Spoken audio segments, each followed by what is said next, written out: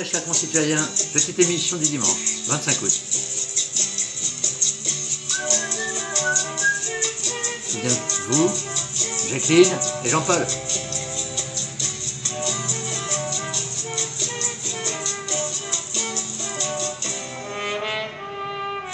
Le magnifique.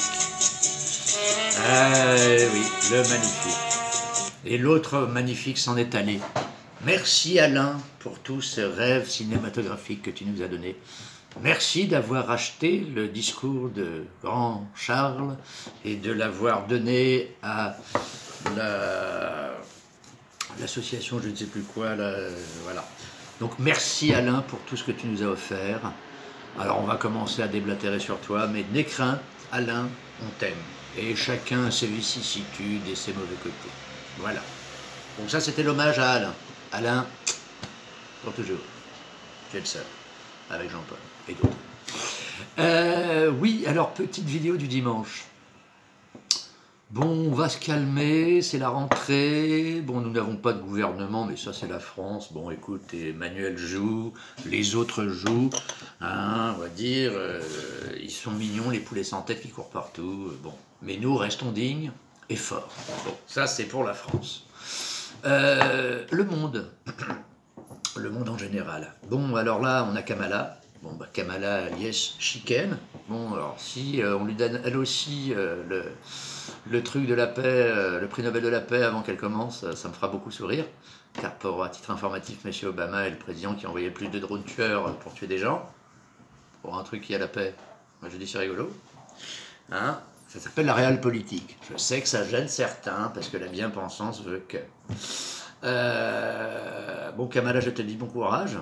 Bon, Donald, sa petite échauffourée avec l'oreille, ça n'aura duré qu'un temps. Bon courage à vous tous. Et puis, bon, en espérant que vous ne foutiez pas sur la gueule en novembre, hein, parce que vous êtes tendus. Il y a eu quand même que le Capitole l'année dernière. Vous êtes tendus. Bon là, une grande pensée à nos concitoyens, pas les communautés, nous sommes français, à nos concitoyens de confession israélite, hein, pour ce qui s'est passé à la Grande Motte. Bon ben voilà, hein, on joue aux cons, on fait les cons. Malheureusement, ce sont des civils et des innocents qui payent, comme à travers le monde. Bon là, qu'est-ce que je voulais que je vous dise? C'est tendu, c'est tendu.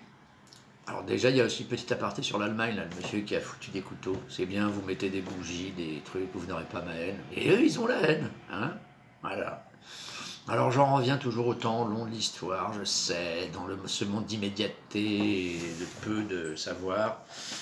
Hein, et je ne suis pas la cuisse de Jupiter, sans mauvais jeu de mots, n'est-ce pas? Mais là, bon...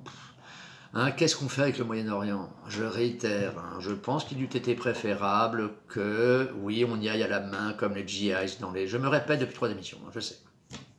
Mais comme les GI au Vietnam descendent dans les tunnels, alors perte d'hommes, ce sont des militaires, hein, ils donnent leur vie pour la nation, qu'ils soient israéliens, français ou autres, vu que ce sont des armées de métier maintenant. Alors là-bas, c'est une armée de réservistes, bon, bah, c'est comme ça. Mais il eût été préférable de peut-être descendre, de demander aux copains États-Unis, nous, la France et à d'autres leurs forces d'élite, et puis qu'on y aille au couteau, quoi. Hein, on en libérait le maximum d'otages, on butait le maximum de mecs du Hamas qui sont des salopards et qui ont fait des horreurs le 7 octobre. Mais ça n'enlève pas la responsabilité des autres aussi. Moi, je veux bien. Hein, pourquoi il y a le Hezbollah au sud? C'est parce qu'il y a des camps palestiniens depuis 1948. Pourquoi c'est le bordel à Gaza? Parce que le Hamas, hein, d'ailleurs une petite aparté après vous allez voir, un journaliste de gauche, un mec à barbe, j'ai plus son nom en tête, qui était merveilleux sur LCP ou LCI, face au mec à la chemise blanche dont je ne veux même plus nommer le nom, pardon, tellement ce monsieur a du sang sur les mains, est immonde, et puis s'il est philosophe, moi je suis Platon, Socrate et tous les autres à la fois. Hein. Le mec, personne ne lit ses livres, machin, c'est parce qu'il a de l'argent qu'on... Hop, le rayon paralysant. Hop, tu dis quelque chose de mal, hop, soit tu es antisémite, soit... Hop. Je dis à mes concitoyens de confession israélite, vu ce qui est en train de se passer dans toutes les diasporas, que ce soit en France, aux États-Unis ou ailleurs, les mecs, réveillez-vous. Arrêtez d'écouter les gens qui vous tirent par les cheveux dans l'horreur, quoi. Putain, je suis pas sûr que le CRIF représente tous nos concitoyens de confession israélite en France. Hein, mais je ne vous entends pas. C'est comme mes concitoyens de confession musulmane. Je ne vous entends pas pour vous lever comme un seul homme face à ce qui s'est passé à la Grande Motte. Les mecs, vous êtes deux minorités en France, 600 000, 5 millions, hein, à tout casser, ok, ou un peu plus, d'accord. On est en France, on a la chance d'être dans ce beau pays. Jusqu'à maintenant, ça marchait. Soyons intelligents. Donc j'appelle les forces vives de la nation, mes concitoyens, pas les communautés, il n'y en a pas en France. Citoyens. De confession ci, de confession ça. Je vous appelle à vous réveiller. Arrêtez d'écouter les zélotes qui sont des vates en guerre et qui vont vous mettre dans la merde. Arrêtez de laisser faire les salisseurs d'islam, les islamistes. Merdoum, là. Vous voyez le mec qu'on a là cette semaine, là, l'imam, qui ne vient pas de l'étranger, qui prône des trucs horribles. Alors moi je dis que tout le monde, regardez, nous on a fait Vatican II au lendemain de la Deuxième Guerre mondiale. Le peuple juif n'est plus ici. D'ailleurs c'était une ânerie, parce que ce n'était pas le peuple juif dans son intégralité. Hein, il y a les peuples et les pouvoirs politiques. À l'époque ça s'appelait le Sanhédrin. Bon, le Sanhédrin préférait libérer Barabbas parce que l'autre leur faisait de l'ombre. Bon, c'est pour ça qu'on a dit déicide. Les Walous, nos concitoyens juifs, enfin, les descendants de cette période ne sont pas les responsables de la mort du Christ. C'est le pouvoir politique. Et l'ami Ponce Pilate qui a dit « Je m'en lave les mains ». Et comme avait dit le petit Jésus, laissez à César ce qui est à César, laissez à Dieu ce qui est à Dieu. Ah, la spiritualité, c'est personnel. Ce n'est pas un truc... voilà. Bon. Là, qu'est-ce qui va se passer? Ça va être la déflagration, ça va casser pas tout, ça va... C'est compliqué. Comme dit mon ami Moussa, c'est compliqué. C'est le bordel. Donc on fait quoi? On continue à se taper sur la gueule. Là, le Hezbollah qui a tiré 300 trucs. Les autres qui disent qu'on va les tirer partout. Enfin bon, c'est lassant. En fait, c'est lassant. C'est on dirait un mauvais telenovelas. Alors moi, j'ai une grande idée que j'avais mis dans mon spectacle et que je prône depuis des années. Vous savez quoi? Le camp de la paix. Les gens intelligents, les gens qui savent que... pas très propre depuis 48, hein, ils vivent dans un clapier à lapin. Et alors oui, l'autre soir, une émission sur LCI ou LCP, d'un vieux journaliste de gauche à la barbe, je ne sais plus comment il s'appelle, j'ai plus son nom en tête, mais qui a tenu tête à l'homme à la chemise blanche.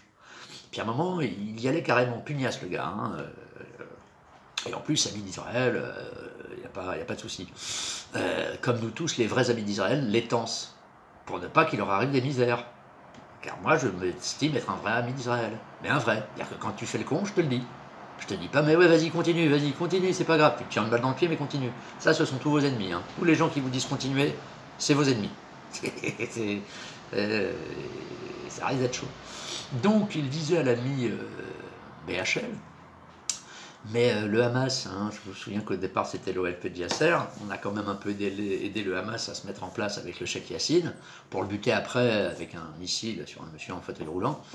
Bon après, voilà. Mais bon, tu joues à diviser pour mieux régner, bah, ça s'appelle, je reprends ma petite martingale, les boîtes de Pandore qu'il ne faut pas ouvrir, pour ne pas se mettre dans la merde. Donc bon, donc l'ami BHL était bien embêté avec ces questions qu'il a éludées avec un air condescendant. Franchement, hein, les mecs, que ce soit musulmans ou yahoudis, réveillez-vous les gars. Les gens censés membrer et qui veulent juste voir leurs enfants grandir en paix. Quoi. Réveillez-vous et faire...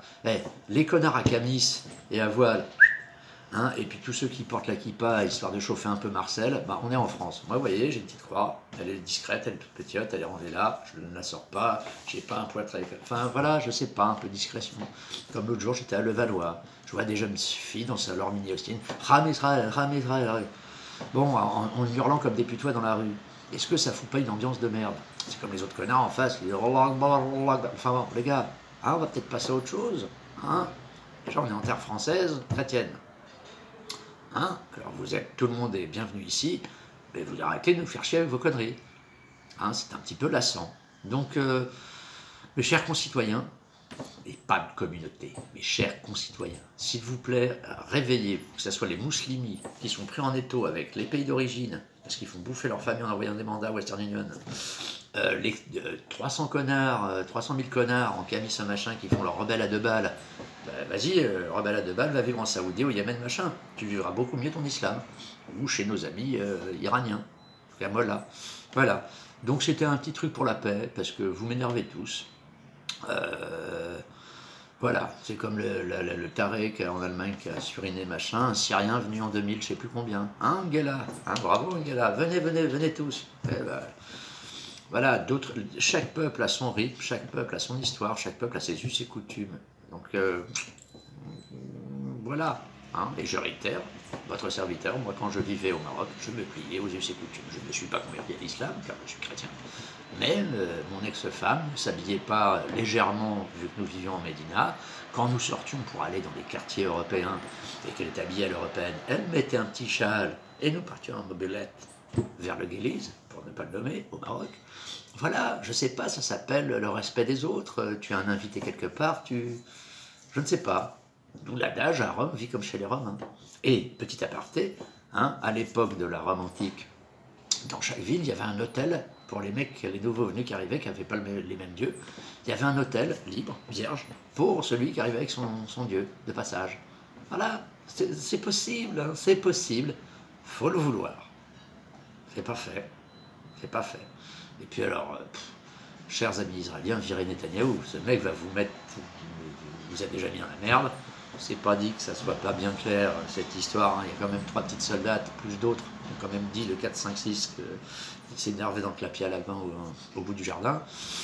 Hein, regardez le général ou je sais pas quoi là qui a pleuré en disant excusez-moi machin. Et même Ehud Barak, qui a failli faire la paix, a dit non mais l'autre il fait n'importe nawak, il s'est allié aux zélotes, il nous fout dans la merde. Eh bien je dis à Ehud Barak et à tous les autres gens de bonne foi, pragmatiques et qui veulent la survie de l'État d'Israël, bah faites ce qu'il faut pour. Parce que là quand même on commence à refaire des ennemis sur 1000 ans. Oui, les autres ont fait un massacre immonde, d'accord, ok, c'est celui qui a la force qui peut imposer la paix, mais une paix juste. Et alors, je reviens à mon truc, à côté de Yad Vashem, juste à côté, hein, mais vraiment à côté, et puis même hein, des trucs de traverse entre les deux, à côté de Yad Vashem, le musée de la Nakba. Niveau symbole, les gars, réfléchissez. Mea culpa, tu le finances, musée de la Nakba, des clés symboliques, machin, Il y a plein d'historiens, Shlomo Send et d'autres là chez vous qui ont fait un travail très très bien pour montrer que pas très gentil. Et bien en faisant ça, tu vois le symbole? Ça, c'est un vrai symbole de paix. À côté de Yad Vashem, le musée de la Nakba. Et alors après, de deux côtés, zélotes de confession israélite et musulmans énervés qui salissent l'islam, là, on tire à vue. Les énervés des deux camps. Et que les gens censés membrer qui veulent juste vivre en paix, tranquille, peinard, puissent vivre. Et pas être à la merci des tarés divers et variés. N'est-ce pas? Donc, shalom aleikoum. Hein, je sais, je fais une petite blagounette. Shalom aleikoum à nous tous. Et puis, vive nous.